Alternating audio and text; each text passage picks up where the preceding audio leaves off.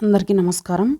ఈరోజు మీ అందరికీ నేను వినిపించబోయే కథ ఆకాశ రామన్న. రచయిత మణి నవకాంత్ గారు. ఇక కథలోకి వెళితే, మధు ఆఫీస్ నుంచి ఇంటికొచ్చేటప్పటికి దివ్య దిగాలుగా కూర్చొని ఉంది. ఆమె చేతిలో పుట్టింటి నుంచి వచ్చిన ఉత్తరం ఉంది. అలాంటి ఉత్తరం రావటం వల్ల తన చెల్లెలు పెళ్ళి ఆగిపోయిందని ఒక ప్రక్క బాధ, మరో ప్రక్క మగపెళ్లి వాళ్లపై కోపము కలిగాయి దివ్యకి. దివ్య, ఇలా జరుగుతుందని కలలో కూడా అనుకోలేదు.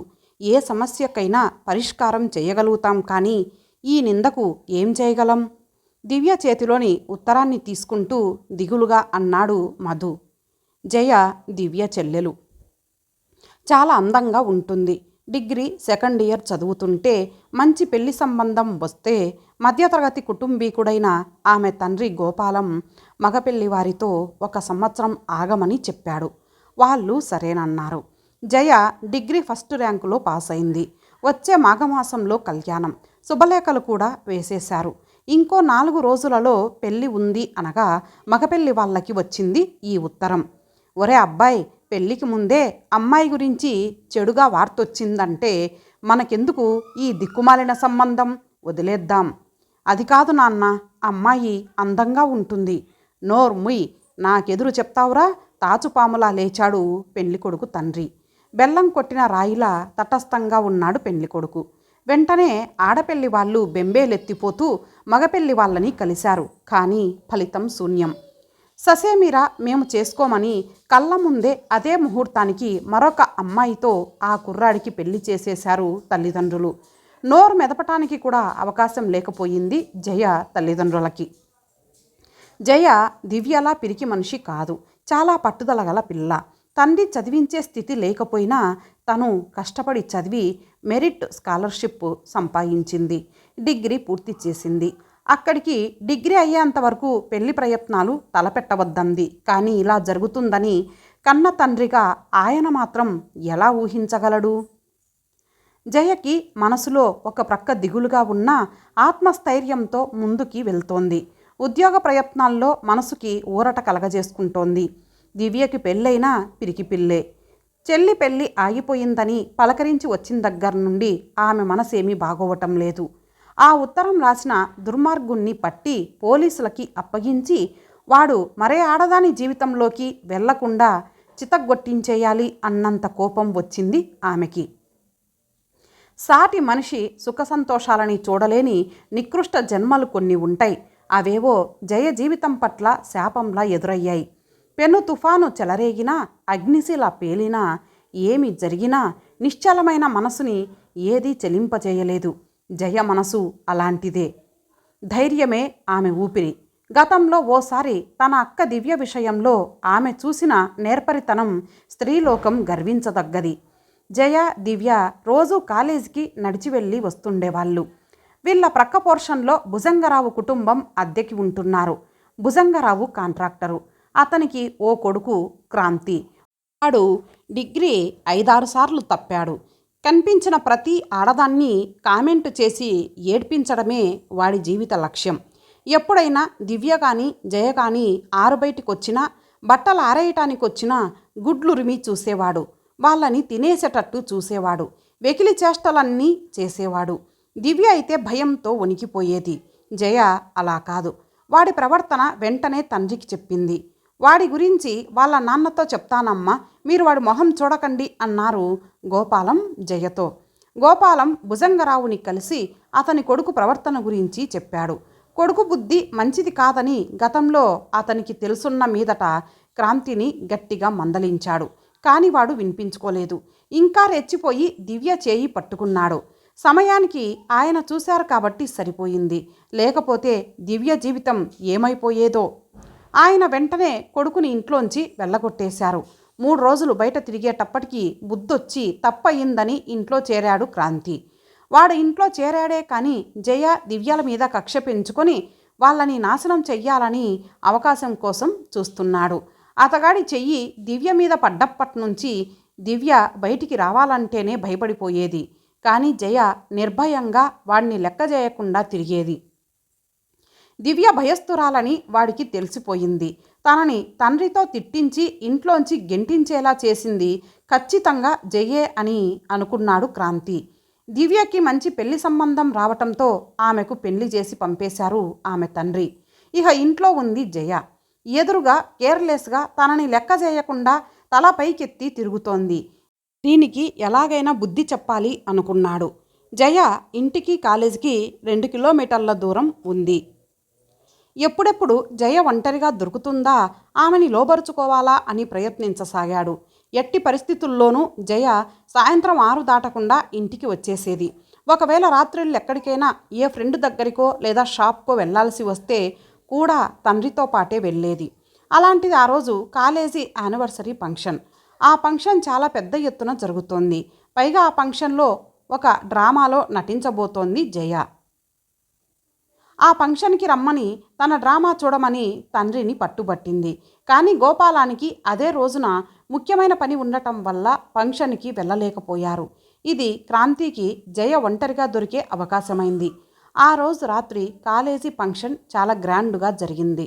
డ్రామాలో జయ చాలా అద్భుతంగా నటించింది. స్నేహితులతో కలిసి కొంత దూరం వచ్చాక జయ ఒంటరిగా ఇంటివైపు వస్తోంది. ఆ వీధిలోనే ఎప్పుడూ ఖాళీగా ఉండే ఒక పాత బిల్డింగ్ అరుగు మీద చీకట్లో కూర్చొని ఉన్నాడు క్రాంతి. వాడి బిచానా ఎప్పుడూ అక్కడే. చిక్కింది అవకాశం అనుకున్నాడు. పైగా రాత్రి. వీధి దీపాలు వెలగడం లేదు. ఒక్క పురుగు లేదు. క్రాంతి ఆమె వెనకే వెళ్ళి అమాంతం ఆమెని వెనక నుంచి పట్టుకున్నాడు బలంగా. ఆమె అరుస్తోంటే ఆమె నోరు మూసి కత్తి చూపించి బెదిరించాడు. ఆమెని వరండా దగ్గరికి లాక్కొచ్చేశాడు. జయ గుండెల్లో దడ, ఒళ్ళంతా చెమటలు పట్టేశాయి. అయినా ఆమెలో దాగి ఉన్న శక్తి ప్రజ్వరిల్లింది. అణచుకోలేని కోపంతో ఆమె శక్తినంతా కూడదీసుకొని అతి బలంగా వాడిని ఒక్క తన్ను తన్నింది. అమ్మా అంటూ 2 చేతులు 2 తొడల మధ్య పెట్టుకొని కెవ్వున అరిచాడు. అలా గోడవైపుకు వాలుతూ చతికిలబడ్డాడు. అదే అదను అనుకొని అక్కడి నుంచి ఇంటివైపు పరిగెట్టింది జయ. తన కూతురిపై క్రాంతి చేసిన అఘాయిత్యానికి భుజంగరావుని నిలదీసి అడిగాడు గోపాలం. వాడు నా కొడుకు కాదు. మీ ఇష్టం వచ్చిన రీతిలో మీరు వాణ్ణి శిక్షించండి. వాడు మా మాట వినేలా లేడు. ఇంట్లోంచి పొమ్మంటే పోడు. కన్న పాపానికి తల్లిగా పేగుతీపి చంపుకోలేక వాడికింత ముద్ద పడేస్తోంది. ఆ ముద్దే వాణ్ణి పశువుని చేస్తోంది. చండాలపు వెధవ మా కడుపున చెడబుట్టాడు. బాధగా కొడుకుని తిడుతూ కూతురికి జరిగిన అన్యాయానికి క్షమించమని కోరుతూ ఆయన పరిష్కార మార్గంగా ఒక నిర్ణయానికొచ్చారు. ఆయన కుటుంబం మకాం సిటీకి దూరంగా కొడుకుతో సహా మార్చాలనుకున్నాడు. నాన్న, ఆయన ఏ ఉద్దేశంతో ఉన్నా వాడు కిరాతకుడు. ఇంకో ఊరు వెళ్ళినా వాడి దుర్మార్గం పోదు. వాడికి సరైన బుద్ధి చెప్పాలంటే, మరో ఆడదాని జీవితానికి కలంకం కాకుండా ఉండాలంటే వాణ్ణి పోలీసులకి అప్పగించి చితగ్గొట్టించండి. అలా చేస్తే వాడు నాకు చేసిన పరాభవానికి వాడికి తగిన బుద్ధి చెప్పినట్టవుతుంది. అలా జరిగిన రోజున వాడు పరాయి స్త్రీని కన్నెత్తి చూడటానికి కూడా భయపడతాడు. అమ్మ, ఎటు ఊరెళ్ళిపోతానంటున్నారు కదా, వాడి దుర్మార్గం వాడినే నాశనం చేస్తుంది. నాన్న, వాడికి బుద్ధి చెప్పకపోతే నేను బ్రతికినా చచ్చినట్టే. నేను చస్తే మీరు ఈ మాట అని ఉండేవారా? కన్న తండ్రికి కూడా వాడు కసాయివాడనిపించినప్పుడు వాణ్ణి కరుణించకూడదు. అమ్మ, చిన్నదానవు, నువ్వు ఊరుకో. ఆవేశంలో ఉన్నావు. పోలీసుల జోలికి వెళ్తే వాళ్ళు మనం గొడవపడి బజార్లో నానా అల్లరైపోతాము. నాన్న, ఇంత జరిగాక తెలియకుండా ఎలా ఉంటుంది? నా మాట విని పోలీస్ కంప్లైంట్ ఇవ్వండి. నేనా? ఇప్పుడా? అవును, అది మీరు ఇవ్వకపోతే నేను ఇస్తాను. మీరు ఏమాత్రం సందేహించినా వాడు నా జోలికి రావటం మాత్రం మానడు. అదే జరిగితే ఆడదానిగా మగవాన్ని ఎదిరించే శక్తి నాకుంటుందా? కూతుర్ని తీసుకొని స్టేషన్కి వెళ్ళాడు గోపాలం. స్టేషన్లో క్రాంతికి దేహశుద్ధి చేశాడు ఇన్స్పెక్టర్. జీవితంలో ఏ ఆడదాని జోలికి వెళ్ళని విధంగా వాణ్ణి శిక్షించారు. ఆ ఊర్లో ఉంటే వాడింక బాగుపడాడని మకాం వేరే సిటీకి మార్చేశారు భుజంగరావు. జయ వాడికి బుద్ధి చెప్పినందుకు ఊరు వాడ వేనోల్లా కొనియాడారు. మహిళా సంఘాల కమిటీ సభ్యులంతా వచ్చి ఎంతో మెచ్చుకున్నారు. ఆమెను తమ సంఘంలో మెంబర్గా కూడా ఉండమన్నారు. నేను ఉద్యోగ ప్రయత్నాల్లో ఉన్నాను. కమిటీలో చేరేంత వయసు, అనుభవము రాలేదు నాకు. చేరాలన్న ఉద్దేశం ఏర్పడితే తప్పక వచ్చి చేరతానని చెప్పి వాళ్ళని పంపించింది. ఇలా జయ వార్తాపత్రికలకి కొంత సంచలన వార్త అయ్యింది. ఓ ఉద్యోగంలో సెటిల్ అయ్యింది జయ. 2-3 సంబంధాలు వచ్చినా పెళ్లికి సుముఖత చూపలేదు ఆమె. తండ్రి ఓ సంబంధం అనుకుంటే ఓ ఆకాశరామన్న ఉత్తరం వల్ల అది కాస్త తప్పిపోయింది. జయ సమస్య తీరని బెంగగా పరిణమించింది. ఆ 3 ముళ్ళు పడితే ఆమె బ్రతుకుకు ఇక డోకా ఉండదని ఆ తండ్రి తపన. దివ్య, మధు పరామర్శకై వచ్చారు. ఒక విధంగా చెప్పాలంటే వాళ్ళొచ్చింది జయను పెళ్లికి ఒప్పించటానికే. జయ ఆఫీస్కి వెళ్ళింది. గోపాలం అల్లుడి గారికి కాళ్ళు కడుక్కోటానికి నీళ్ళివ్వవే అన్నాడు. భార్య వంటింట్లోకెళ్ళి నీళ్లు తెచ్చింది. కాళ్ళు కడుక్కున్నాడు మధు. మామయ్య, ఒంట్లో ఎలా ఉంటోంది అన్నాడు మధు. బానే ఉంది అల్లుడు గారు అన్నారు గోపాలం. నాయన, ప్రయాణం అది సాఫీగా జరిగిందా అంది అత్తగారు. రిజర్వేషన్ చేయించుకొని వచ్చాం అత్తయ్య గారు. దివ్య ఈ మధ్య జయ గురించి చాలా బెంగ పెట్టుకుంది. జయ పెళ్లి గురించి ఒకటే బాధపడుతోంది. చిన్నపిల్ల, ఆమెకి ఇక్కడ ద్రోహం తలపెట్టేవారెవరున్నారో నాకేమీ బోధపడటం లేదు. మాకు అదే ఆశ్చర్యంగా ఉంది బాబు. మునుపు ఎవడో త్రాష్టుడు అల్లరి చేయబోతే వాళ్ళ నాన్న వాడితో బాటే మకాం మార్చేశారు. పోతే అది ఇంతకుముందు ఒక ప్రైవేట్ కంపెనీలో కొన్నాళ్ల పాటు చేసింది. అక్కడ ఎన్నాళ్ళలో చెయ్యలేదు. మరి అక్కడ ఎందుకు మానేసినట్లు? కారణం తెలియదు. ఆ ఉద్యోగం మానేసిన 2 నెలలకి దానికి గవర్నమెంట్ ఉద్యోగం వచ్చింది. తెలివైన పిల్లే కదా, దాని రాతే ఇలా ఉంది నాయనా. అత్తయ్య, జయ జీవితం గురించి మీరేం దిగులు పడవద్దు. ఆమె ఆశయాల్ని, అభిరుచుల్ని పేపర్లోనూ పత్రికల్లోనూ వచ్చిన వార్తలను బట్టి తెలుసుకొని నా స్నేహితుడొకరు ఆమెను పెళ్లి చేసుకోవాలి అనే తన ఉద్దేశాన్ని తెలిపాడు. అతనిది మంచి ఉద్యోగం. అందుకని నేరుగా దివ్య చేత జయని అడిగించుదామని బయలుదేరి వచ్చాం. జయకి దివ్య అంటే ప్రాణం కదా. ఆమె మాటకి విలువిచ్చినా ఆమె జీవితం బంగారు బాట కాగలదని నా ఉద్దేశం అన్నాడు మధు. అల్లుడు గారు, ఈ పెళ్లికి మీరే నడుము కట్టుకోవాలి. దాందేముంది మామయ్య, మన జయకి అందం లేదా, చదువు లేదా, సంస్కారం లేదా? మీరెందుకంత గాబరా పడతారు? అలా అని కాదు. జయ పట్టుదల గల పిల్ల. దానికి కుండ బద్దలు కొట్టి చెప్పటం చిన్నప్పటి నుంచి అలవాటు. ఎప్పుడు ధర్మపథంగా నడుచుకోవాలంటుంది. కానీ ధర్మానికి వెడితే ఎక్కడ నెగ్గుకు రాగలం చెప్పండి? ఎంతైనా ఆడపిల్లని ఓ అయ్య చేతిలో పెడుతున్నాం కనుక వాళ్ళ మాటకి కట్టుబడాలి కదా. అవును, అలా జయ ఉండదే. వాళ్ళ దగ్గర మనమెందుకు లోకు అవ్వాలి అంటుంది. అలా భీష్మించుకు కూర్చుంటే ఆ పిల్ల పెళ్లి చేయగలుగుతామా? అదే నా భయం. మనకు ఆ కంగారేం అక్కర్లేదు మామయ్య గారు. ఆమె ప్రిన్సిపల్స్ అన్నీ విశదంగా నా స్నేహితుడికి వివరించాను. వాడు అన్నిటికీ ఒప్పుకున్నాడు. అంటే మంచి ఉద్యోగస్తుడు అంటున్నారు. వాళ్ళు ఏ స్థాయిలో ఉన్నారో? ఏ స్థాయిలో ఉన్నా మనకు అందుబాటులో ఉన్న సంబంధమే. అన్నిటినీ మించి కుర్రాడు చాలా మంచివాడు. కట్న కానుకల విషయం కాటాలో తూస్తే సరిగ్గా మన జైకి సమంగా తూగుతాడు. అతగాడికి ఈ కట్నాలు గట్రా సుతరాము ఇష్టం లేదు. మనకిష్టం వచ్చినది మనం ఇవ్వగలిగింది పిల్లకి ఇచ్చుకొని ఆడంబరాలు లేకుండా పెళ్లి జరిపించిన సంతోషంగా మన జయని చేసుకుంటాడు. బాబు, నిజమా అంది అత్తగారు. అవునత్తయ్య, అతనికి మన జయ నచ్చటం అదృష్టమనే చెప్పాలి. అరే, మన జయని చూడకుండా అతనికి తను ఎలా నచ్చింది బాబు అంది అత్తగారు. అమ్మ, మా పెళ్లి ఫోటో ఆల్బంలో జయ ఫోటో చూసినప్పుడే జయని చూపిస్తూ, ఈ అమ్మాయి ఎవరు, పెళ్ళయిందా అని మా ఇంటికి వచ్చినప్పుడు వారిని అడిగారాయన, దివ్య తల్లితో అంది. అలాగా అన్నారు గోపాలం.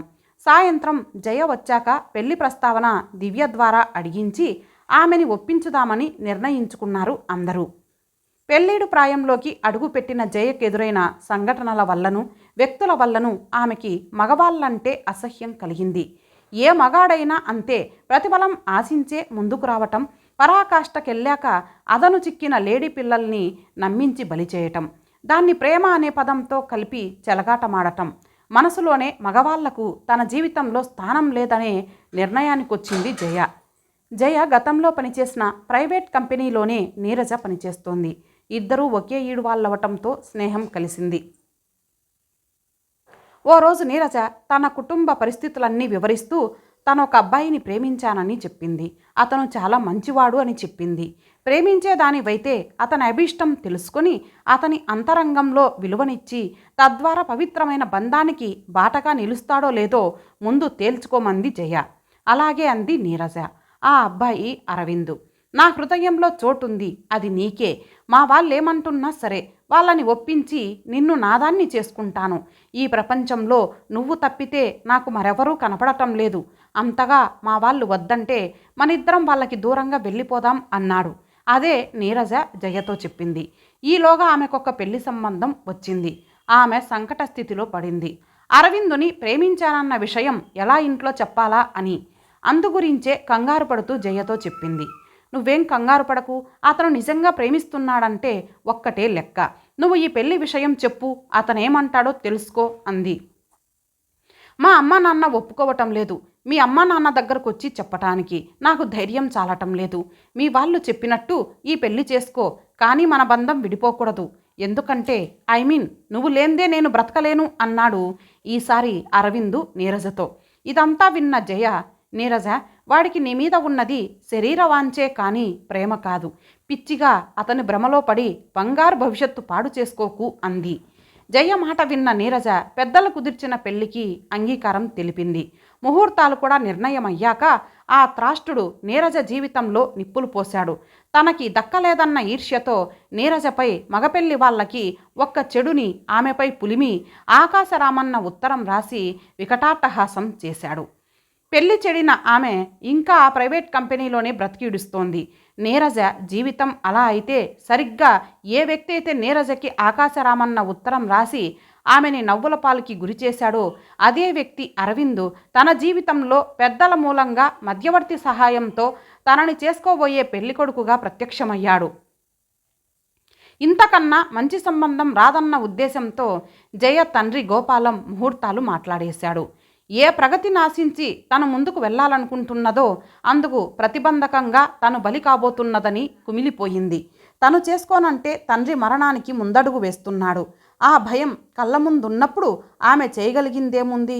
కానీ పెళ్లి 4 రోజులుంది అనగా గోపాలానికి మగపెళ్లి వాళ్ళు పంపిన వర్తమానంలో మేము చేసుకోము, వేరే అమ్మాయిని చేసుకుంటున్నామని అన్నారు జయపై అబాండాలు వేస్తూ. అతడు వేరే పెళ్లి చేసుకున్నప్పుడు కూడా జయ సంతోషించలేదు, దుఃఖించింది. మరొక అమ్మాయి ఆ త్రాష్టుడికి బలి కాబోతుందని. జయ పెళ్లి చేసుకోబోయిన వ్యక్తి అరవిందు కాకపోతే ఆమె పరిస్థితి ఏమయ్యేదో. ఏమైనా ఇలాంటి సంఘటనలు ఆమె జీవితంలో ఎదురైన దృష్ట్యా ఆమె దృష్టిలో మగవాడికున్న స్థానం ఊహించుకోగలం. అందుకే పెళ్లి అంటే ఆమె విరక్తి చెందింది. సమాజంలో పెళ్లిళ్ల పేరిట సాగుతున్న ఆర్భాటాలు, కట్నాలు, కానుకలు మనుషుల వ్యక్తిత్వాల్ని మంటగలిపే సాధనాలని ఆమెకి ప్రగాఢ విశ్వాసం. అందుకేనేమో ఆ విరక్తి. జయ ఆఫీస్ నుంచి వచ్చేటప్పటికి హాల్ అంతా కలకలలాడుతూ ఉంది అక్కాబావలతో. వచ్చి రాగానే జయని దివ్య గదిలోకి తీసుకువెళ్ళిపోయింది. జయ, నీ గురించే నా దిగులంతా. నేను మనశ్శాంతిగా ఉండాలంటే నాకో మాట ఇవ్వాలి. అక్క, చిన్నపిల్లలా ఏమిటా కన్నీళ్ళు? ఇప్పుడు ఏమైందని? అదేం కాదు, నాకు మాటిస్తావా? ఏమిటో చెప్పకుండా ఎలా? అవును, నువ్వు నాలాగా సంతోషంగా ఉండాలి. కాని పక్షంలో అమ్మా నాన్న మనోవ్యధతో కృంగిపోయి చనిపోవటం ఖాయం. నేను దూరంగా సుఖంగా ఉంటున్నాను అనుకుంటున్నావా? అక్క, అందరూ అలా ఉంటారని భావించటం మూర్ఖత్వం జయ. అక్క, నువ్వెన్నైనా చెప్పు, కానీ పెళ్ళి మాత్రం నాకు ఇష్టం లేదు. అదే ఏం? ఎందుకని? ఏ మగాన్ని నేను నమ్మలేను.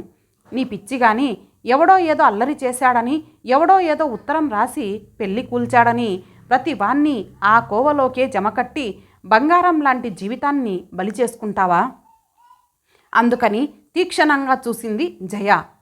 జయ, 5 వేళ్ళు ఒక్కలా ఉండనట్టే అందరు మనుషులు కూడాను. మగాళ్ళందరినీ తిప్పుతున్నావు. మీ బావ అలాంటి వారా చెప్పు? నువ్వు అదృష్టవంతురాలివే. నాకు నా మీద నమ్మకం లేదు. అదృష్టం అంటూ వెతుక్కొని రాదే పిచ్చిమొహమా. అది మనలోనే, మనతో పాటే ఉంటుంది. ఓహో, ఏమిటో అది? ఎక్కడుందో నా మనసుకేమీ తెలియటంలా. అందుకే ప్లీజ్ దయచేసి ఈ విషయంలో నన్ను బలవంత పెట్టొద్దు. జయ, సీరియస్గా చెప్తున్నా. నీకు పెళ్లి జరక్కపోతే ముందు అమ్మా నాన్న కాదు, నేను బ్రతకను. ఎందుకక్క అలా మాట్లాడతావు? అవును జయ, మీ బావ ఫ్రెండ్ ఒక ఆయన నీ గురించి పత్రికల్లో రాసిన దాన్ని బట్టి నీ ఆదర్శాలను, అభిప్రాయాలను మెచ్చుకొని నిన్ను మనసారా పెళ్లి చేసుకోవాలని వాంఛిస్తున్నాడు. మంచివాడు, ఉద్యోగస్తుడు, పైగా మీ బావకి స్నేహితుడు. ఆ పక్క అని జయ అంటుండగా అప్పటి వరకు వాళ్ళ మాటలు వింటున్నాడేమో మధు గదిలోకొచ్చాడు. దివ్య, అక్కగా నీ మాటకి విలువ ఇవ్వనప్పుడు మనం ఇక్కడ ఉండటం అనవసరం, పద వెళ్దాం. బావా, అవునమ్మా, నీ దృష్టిలో నేను వెదవనే, అంతే కదా. మగాడంటే అంత నీచమైన అభిప్రాయం ఉన్నదంటే నేను నీతో చెబుదామనుకున్నాను. ఆ అర్హత పూర్తిగా తుడిచిపెట్టేశావే. ఇంకేమని నీకు చెప్పగలను? కోపంగా అంటూ దివ్యని లాక్కెళ్ళాడు. బావా పిలుస్తూ వెంబడించింది జయ. జయకి తన ఆశయాలు ఎలా ఉన్నా సమాజంలో బ్రతుకును కొనసాగిస్తూ 10 మందిని సుఖమయంగా ఉంచాలంటే బంధాలతో మిళితమవ్వటమే ఆచరణీయంగా తోచింది. బావా, అక్క పరిగెడుతూ వాళ్ళ దగ్గరికెళ్ళింది. బావ దగ్గర సూట్ కేస్ తీసుకుంది. దివ్యని తనతో పాటే లోపలికి తీసుకొస్తూ, బావా, అక్క మీ ఇష్టప్రకారమే పెళ్లి చేసుకుంటాను అంది. అందరి మనసు తేలికపడింది. జయకి పెళ్ళైంది. భర్త ఎంతో యోగ్యుడు. పేరు సత్యమూర్తి. ఈ 6 నెలల కాలంలో మగవాళ్లపై ఆమె చేసిన ఊహాగానాల నల్లని మేఘాలన్నీ తెల్లని స్వచ్ఛ హిమసమూహములుగా మారిపోయాయి. సుఖమయంగా రోజులు పెడుతున్నాయి. ఓ రోజు భర్త ఆఫీసు నుంచి వస్తూ తీసుకొచ్చిన వార్త ఆమెని నిలవనీయలేదు. ఎందుకండి అలా ఉన్నారు అంది. ఏం లేదు జయ, నా ఫ్రెండు చెల్లెలికి మ్యారేజ్ ఫిక్స్ అయింది. తీరా అంతా జరిగాక ఆ చేసుకోబోయే పెళ్ళికొడుకే తన కన్న తల్లిదండ్రులకి ఆ అమ్మాయి మంచిది కాదని, తిరుగుబోతని ఆకాశరామన్న ఉత్తరం రాశాడు అన్నాడు మూర్తి.